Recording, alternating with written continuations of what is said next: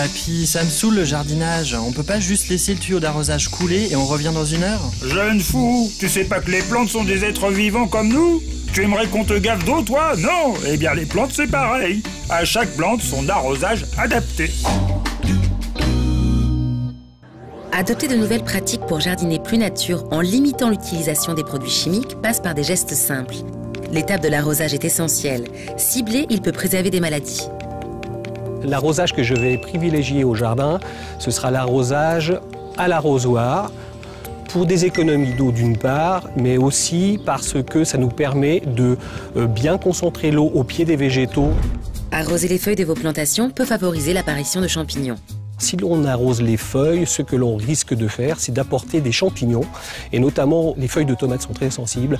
On appelle ça le mildiou. Alors qu'en arrosant au pied, on évite évidemment donc ce champignon. On évite aussi que les gouttelettes d'eau qui persistent sur les feuilles grillent les feuilles quand en pleine journée, donc il y a un soleil un peu fort. Avec un peu d'organisation, il est possible d'arroser avec l'eau de pluie. Alors l'arrosage, c'est naturel. C'est récupération d'eau de pluie. Et des citernes qui sont placées un peu à mes points clés où j'ai besoin d'eau pour éviter de me balader avec mes arrosoirs, parce que bon, faire des allées et venues, les grands jardins. Tout jardinier vous le dira, arroser au bon moment et comme il faut, c'est tout un art. Au printemps, quand les nuits sont encore un peu fraîches, c'est mieux d'arroser le matin.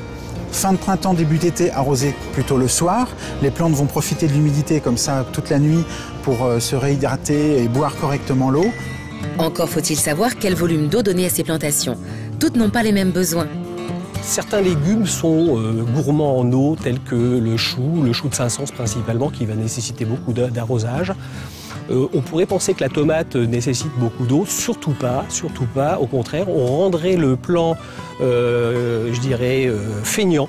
Au contraire, donc il faut arroser la tomate le moins possible, en surveillant quand même que la terre ne soit pas trop sèche, bien sûr. Il faut également veiller à la quantité d'eau utilisée et certains tuyaux d'arrosage sont conçus pour vous faciliter la tâche tout en étant économes en eau. Il y a des tuyaux pratiques qui ont été mis en place, soit avec des petits trous, les tuyaux micro-perforés. Vous disposez ces tuyaux sur le sol, au pied des plantes, et l'eau, quand vous allez allumer l'eau, ça va faire tomber des petites gouttes d'eau au pied de la plante.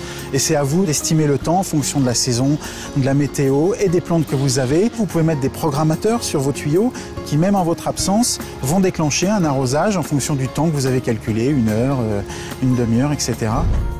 Une autre méthode existe pour limiter les besoins en eau, c'est le paillage, composé de végétation broyée. Le paillage, ça peut être avec de la paille, ça peut être avec des copeaux de bois. Alors il y a une chose que nous on a fait avec mon mari, c'est quand on a taillé notre pommier parce qu'il partait dans tous les sens, eh ben, le bois on l'a récupéré, on a fait des petits rondins et hop, on a mis ça au pied de nos arbres pour faire un paillage autour de nos arbres fruitiers.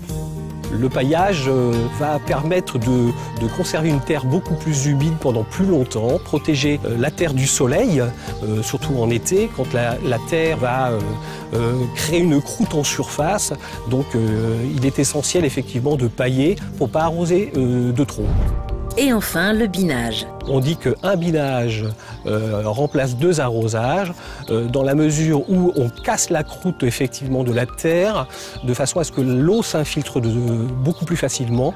Pour leur bonne santé, n'hydratez que la base de vos plantes. Arrosez vos plantes à bon escient, surtout pas trop. Pratiquez le paillage et le binage. Lucas, qu'est-ce qu'on a dit pour les feuilles? Quand t'as soif, toi, tu ne t'arroses pas les oreilles, eh bien les plantes c'est pareil. Sauf que ta bouche c'est leurs pieds. Enfin, je me comprends.